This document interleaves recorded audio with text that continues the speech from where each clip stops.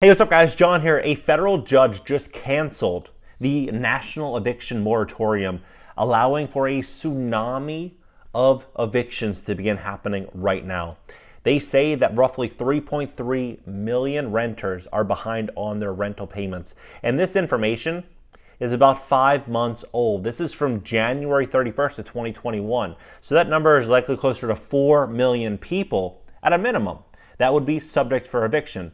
Now, the picture that we're sold consistently on the mainstream media is that we need the eviction moratorium because the eviction moratorium is for everyone's safety and it allows people to not have to put themselves in dangerous positions and get around too many people to work and actually pay for rent. So meanwhile, we'll push off and delegate that responsibility to the landlord. Someone the mainstream media paints as in a much better position financially, and they're able to bridge the gap on a 0% non-collateralized loan, which is essentially what happens when tenants don't have to pay rent and landlords still have to make all of their debt commitments. Now, when we look at the real numbers, we see that the average landlord has 3 properties, and 41% of all properties in America are owned by small mom and pop landlords. These landlords now have lost revenue in their business and their tenants don't have to pay rent. So this doesn't solve one problem, which is the tenants not having a place to live. No, now this creates 2 problems. Now the tenant doesn't have a place to live, and now the landlord could lose everything that they've ever worked for. So putting this responsibility on someone else is reckless, it's irresponsible. In my opinion, it's immoral. We should never do something like this. Now, with that being said, in this video, I'm gonna break down what is happening with this eviction moratorium and where I see this going. So please smash that like button. When you hit the like button, YouTube's gonna share the content, and the more people that see this, the more people that become educated and aware as to what's really happening. Let's begin. LA Times today. Federal judge strikes down the CDC's national moratorium on evictions. A federal judge in Washington blocked a nationwide eviction moratorium the U.S. CDC's established. The 19 lockdowns put millions of renters out of work during the past year. In a ruling Wednesday, the U.S. District Judge Dabney Friedrich said the agency exceeded its authority by issuing a broad moratorium on evictions across all rental properties. The CDC order must be set aside, the judge wrote in a 20-page opinion. Imagine you work so hard just for the down payment to buy this property, you fix it up, you're really proud of this property, then out of nowhere, this company comes out and says, you know what, all your tenants live for free and they'll pay you back whenever they can. I mean, that pretty much is a nightmare. That is a nightmare, and that's exactly what happened over a year from now. I mean, this is crazy to me. The ruling is a setback for the Biden administration, which has also seen its proposed freeze on deportations halted by a court. The White House is facing several other legal challenges, including an offshore drilling on the Keystone XL pipeline permit and on the relief legislation from Republican-led state attorney general. Renters have been protected against eviction by a patchwork of state and federal laws. That means in many places, tenants who've fallen behind on rent are still covered by other measures. So what we also take into consideration is just because this tsunami is now going to likely come, we're going to see courts backed up for 6 months, 12 months, 18 months. So just because you have an opportunity now to begin this eviction, let's say that, for example, you have a tenant that is 6 months behind on rent and rent is $2,000 per month. That's $12,000 in back rent. Now let's say it takes another 12 months for you to get them out. They owe you $6,000 plus $24,000. I mean, you are really kind of sitting there at $30,000 in the hole, not including attorney fees. So that is just one tenant. So if you have 5 tenants like that, that is essentially a down payment for another property. That could send your kids to full ride to college. This could do many things, but now what we're gonna see is what landlords have the liquidity and the ability to really hold off from now until then, because landlords right now are struggling, they're bleeding, especially the small landlords they don't have the deep pockets. In California, residential tenants with a pandemic-related hardship cannot be evicted over non-payment of rent until July at the earliest. A LA rule gives such tenants within city limits extra time to pay the rent they owe.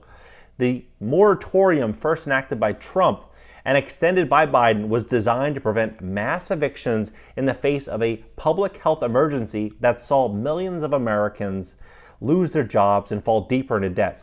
Officials also warned that injecting swaths of renters during the U.S. winter could exaggerate the virus spread.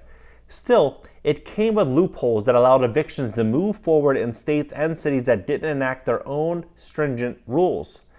A spokesperson didn't immediately respond to a request for a comment on the ruling. While government measures sought to prevent mass homelessness, there was no targeted help for mom-and-pop property owners who provide much of America's affordable housing. For these landlords, mortgages, maintenance, tax bills have been piling up, putting them in danger of losing their properties and being forced to sell to wealthier investors hunting for distressed deals. And that is exactly what happened. If you look at Invitation Homes and some of these really large conglomerates that own hundreds of thousands of properties, what you'll see is that they have access to federal funding. They're getting massive checks, and they're making more money during the pandemic than they were making pre-pandemic. However, mom and pop landlords in many places like New York and California, they have to have their tenants they have to jump through many, many hoops for these tenants to be able to cooperate in a way to where the landlord would receive federal funding. But if the tenant doesn't have a great relationship with the landlord, or they simply are just too lazy or they don't want to help, then the landlord's stuck. Landlord's stuck holding the bag. The Biden administration has been trying to unwind the financial stress caused by the pandemic. The Treasury Department is in the process of getting almost $47 billion in relief out to states and municipalities to help people cover rental arrears and unpaid utility bills. We just keep printing all of this money. Meanwhile, when you have $47 billion in relief, this money isn't free. This is all going to come back to bite us.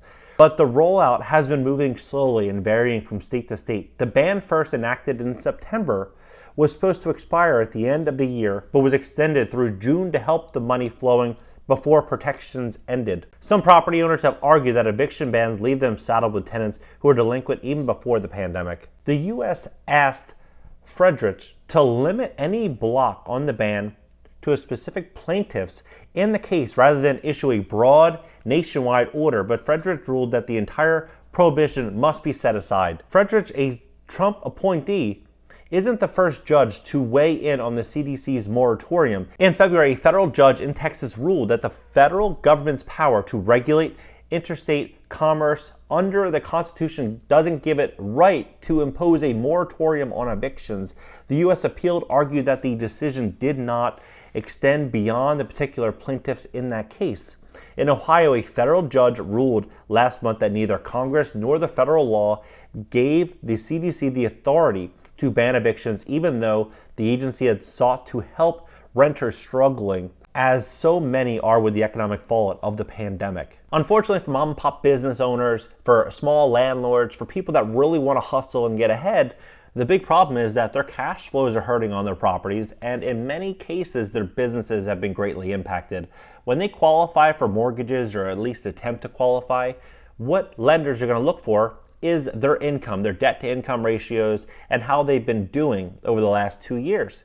Unfortunately, many of them are going to have a hard time obtaining finance to buy more properties. So what happens then is they can't. So they stay still. Meanwhile, when all this distress hits the market, large companies like Blackstone, BlackRock, a lot of these private equity firms are going to run out there and just take over and buy a ton of property. Right now, they're sitting on about $300 billion in just dry powder waiting for pandemic hit real estate. When we actually look at their charts, their real estate fundraising dropped by about 30% right at the pandemic. They've literally been just sitting idle, waiting for this big opportunity. Meanwhile, most rookie investors right now say, oh, inflation's coming. We need to run out there and start buying a bunch of property right now at these record-breaking prices because the eviction moratorium was banned for a very long time. Foreclosures, they were banned. There was no inventory. People didn't want to move. And because of that, interest rates are also low. It just jacked the pricing up to a level to where private equity is not going to jump in. They're waiting for pain, and that pain is going to definitely come very, very soon. It looks like it could begin right now that the eviction moratorium is banned. So hopefully that does not get overturned. Hopefully the foreclosures also allow that to kind of unfold as well sooner rather than later to allow this economy and this market to resume to normal, to where we're not allowing Big Brother to grow and we lose a lot of our freedoms as individuals, as property owners, and as business owners. What are your thoughts on this? Do you think this is a really good thing for America to allow us to begin the eviction process and get our properties back on track? Or do you think that we need to continue extending this eviction moratorium? And if so, for how long should we continue doing something like this? It really gets me concerned, the idea of these small business owners and the small landlords losing their properties to big time conglomerates like Blackstone, these big companies, because essentially they don't care about the tenant. They will jack the rents up as high as possible. They've even been known to do income studies on certain markets and find out when incomes raise so that way they can increase the rents accordingly and force people into a place of renter nation so they can never save enough money to buy property. What do you think is going to happen if we continue pushing out this eviction moratorium is the question I continuously ask myself. Drop your comments below. Please smash that like button. When you hit the like button, YouTube's going to share the content, educate more people.